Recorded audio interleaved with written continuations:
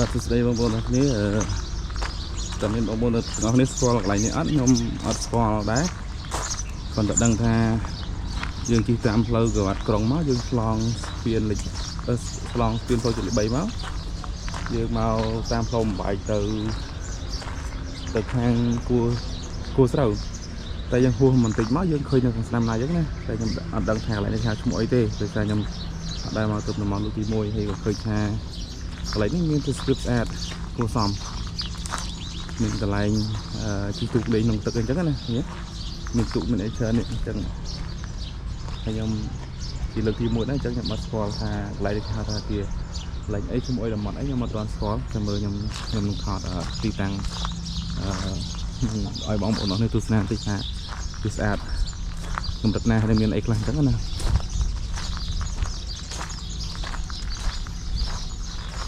នេះមានកញ្ចុះដែរតាមានកញ្ចុះយើងអង្គុយលើទឹកអីមានហាងបាយហើយទេសភាពនេះមានតុបតែងជាសួតនៃស្អាត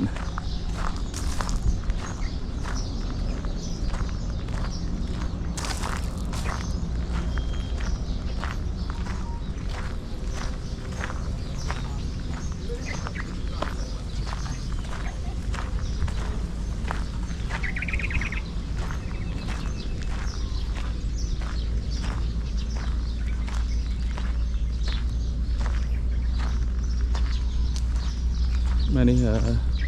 វាចុះខាងកណ្ដាលឈើនេះ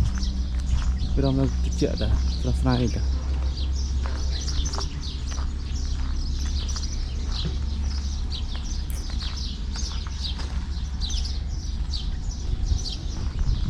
មកនេះវាចុះច្រើន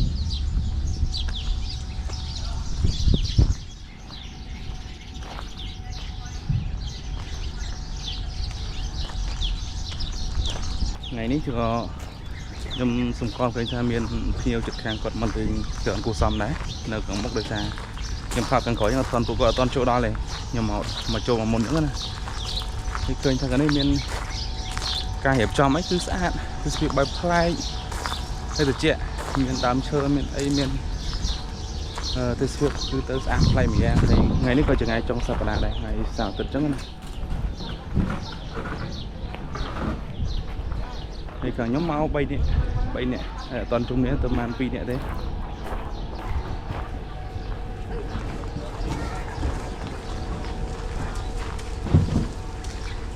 ហើយស្លឹកនេះខ្ញុំក៏អត់ស្គាល់ដែរគ្រាន់តែថាខ្ញុំធ្លាប់ឃើញវារូបរាងវាដូចជាស្លឹកផលិតប៉ុន្តែវាធំ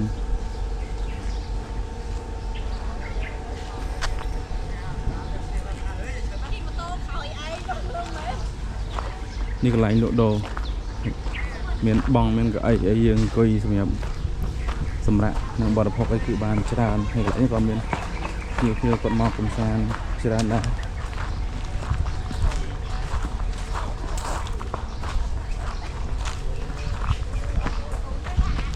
បាទសំខាន់ឲ្យមើលឈ្មោះតិចនេះឈ្មោះថាអូកន្លែងនេះមានឈ្មោះថា Amazon Resort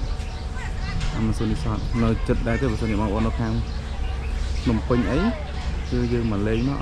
អត់ឆ្ងាយទេចិត្តទេហើយបើជិះពីចំហ្នឹងគាត់ថាដូចជាមិនដល់10គីឡូទេចិត្តនេះយ៉ាងគឺ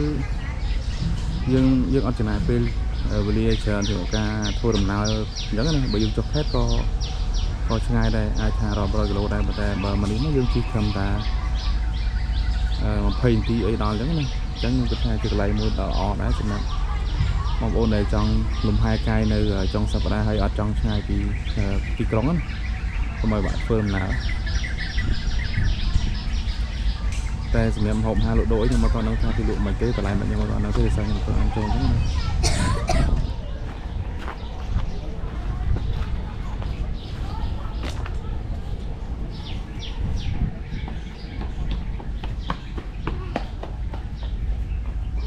ឥឡូវយើងទៅទទួលភ្ញៀវមួយសិនមក3នាក់ឥឡូវយកអីវ៉ាន់មួយសិនខ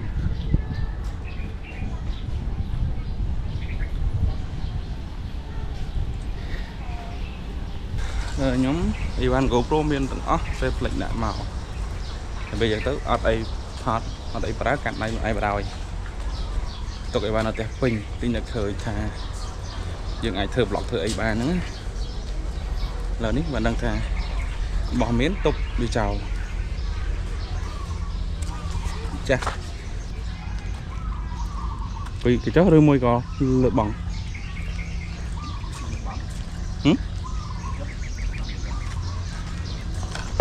ấy cha